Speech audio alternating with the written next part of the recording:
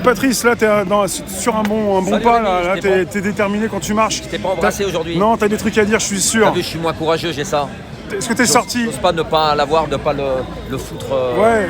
à la poubelle parce que après j'ai plus une thune quoi. Tu vois, je vais pas jouer trop le mariole. T'es sorti cette nuit? Entre minuit et 6 heures? C'était déjà le couvre-feu. Ouais. Non, à moins que je sois somnambule et non, j'ai dormi cette nuit. Fais gaffe, si t'es somnambule, si tu sors, tu peux te faire amender sans le savoir. Non mais sérieusement, il paraît que le coronavirus est beaucoup plus dangereux à partir de 21h. Ouais. C'est ce qu'a dit le président. Le président a dit quelque chose d'important, il a dit les restaurateurs ils vont pouvoir déporter, décaler donc quelque part, ça résout pas le problème parce qu'il y aura toujours du monde. Si jamais les commerçants, les restaurateurs peuvent lancer les services à 18h, il y aura toujours autant de monde que si ils commençaient à 20h. Donc il a quand même lancé un peu l'idée. Oui. Ouais, le président. Certains sont même esclaffés sur des plateaux. Ça fait un moment. Ça ne change rien. Pardon Rémi, j'avais pas fait attention que tu n'avais pas fini. Non, absolument, tu as raison. Tu reportes le problème, il y a toujours du monde qui vient. Le truc qui fait qu'en plaisantant, on dit qu'à 21h, le virus est beaucoup plus dangereux. Oui, en effet, c'est complètement incompréhensible, mais ce qu'on se rend compte, moi je prends évidemment, comme beaucoup, plus du tout le président de la République comme une référence, au contraire, comme la référence à éviter ce qu'il ne faut pas faire. Donc il est certain que c'est du grand n'importe quoi. Et ce qu'il ne faut surtout pas oublier, c'est que les Gilets jaunes ont prévenu depuis plus de 2 ans, ont averti sur les gros problèmes de notre société et aussi dénoncé toutes les lois qui passaient liberticides, qui nous contraignaient dans nos libertés individuelles.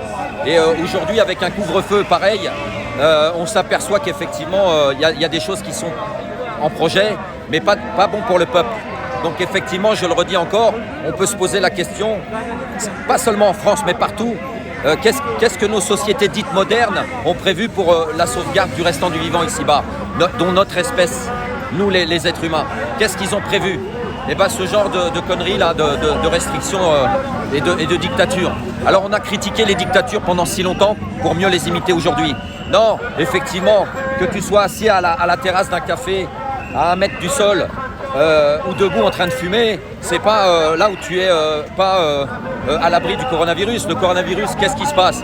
Qu'est-ce qu'on peut se demander aujourd'hui? Je regarde plus la télé comme beaucoup, mais je me dis tiens, bêtement, parce qu'on est pas mal des idiots dans la rue, d'après ce qu'on dit de nous, malheureusement, alors que nous sommes loin d'être des idiots. L'analyse de l'air, ça se fait. Est-ce qu'on peut analyser l'air, l'oxygène, pour voir un peu s'il y a du coronavirus ou pas dedans? Non, je crois pas.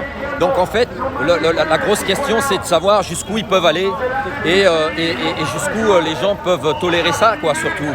Comment on peut accepter n'importe quoi? Les masques là sont pas du tout antivirales. Là, dans l'oxygène, on peut l'analyser. Est-ce qu'il y a un véritable danger pour la santé publique? Non, il n'y en a pas. Tout ça, c'est des prétextes pour eux. Ce sont des prétextes pour nous contraindre.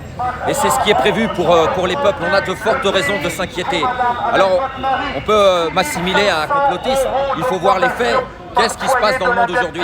Qu'est-ce qui est prévu pour les gens pour répondre aux défis qui s'offrent à nous? En réalité, les intelligences, les énergies et les moyens ne sont pas mis justement pour qu'on relève ces défis qui nous menacent aujourd'hui. La continuité de la vie. La continuité et le respect du vivant. Il faut absolument extinction, rébellion. Alors, moi, je m'y suis joint. Je ne dis pas que c'est une référence, mais c'est très explicite. Bravo pour l'intitulé, bravo pour le nom. Extinction, rébellion. Et nous sommes tous concernés par l'environnement, parce que l'environnement n'appartient à personne. Donc, que ce soit ce mouvement-là ou un autre, ils ont tout à fait raison de démontrer et d'expliquer et de rappeler l'urgence. Il y a une urgence environnementale et cette urgence environnementale, elle est liée à notre santé parce que l'environnement, il est indissociable de notre santé. Donc il y a urgence, il y a des urgences sociales, il y a des urgences de climat. Qu'est-ce que font les gouvernements? C'est quoi le projet? Au lieu de nous noyer dans les mêmes baratins sans arrêt. Voilà ce qu'on doit se poser. La qualité de l'air aujourd'hui, elle est dangereuse ou pas? Il n'y a rien du tout dans l'air, il n'y a que dalle. Le coronavirus, il y a des tas de gens qui ont été travailler sans masque parce qu'il n'y en avait pas. J'allais en pharmacie, ils ne pouvaient pas nous en vendre. Donc pendant le confinement, il y a des tas de gens qui ont été travailler, j'en fais partie. J'ai pris les transports, j'ai marché dans les rues, j'ai été faire des maraudes avec d'autres personnes, j'ai rien d'exceptionnel. Mais je ne suis pas contaminé, j'ai que dalle. Donc le corona, oui, il existe, mais il vient d'où exactement? Et il touche qui? Les personnes âgées. D'accord? Vous êtes malade, il y a des traitements pour ça. Il ne faut pas nous dire qu'il n'y a pas de traitement, il y a des traitements. Donc voilà, le problème il est là, c'est la réalité des choses et la vérité. C'est ça que nous voulons. Nous sommes en droit d'entendre et d'avoir la vérité. On en a assez de tous ces baratins et tous ces mensonges. C'est très grave ce qui se passe aujourd'hui et dans tous les pays du monde. Donc il est temps de le dénoncer encore et encore. Peu importe la manière, il faut le dénoncer et il faut se battre contre tout ça. Voilà Rémi. À bientôt. À bientôt. Merci d'être là. Merci Patrice.